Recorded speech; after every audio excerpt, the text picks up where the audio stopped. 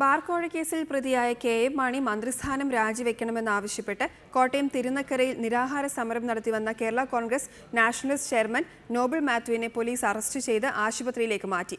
ആരോഗ്യനില വഷളായതിനെ തുടർന്നാണ് നടപടി.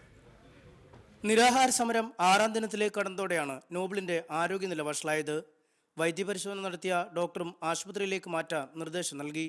തുടർന്ന് പോലീസ് നോബിളിനെ സമരപ്പന്തലിൽ നിന്നും അറസ്റ്റ് ചെയ്ത് നീക്കി.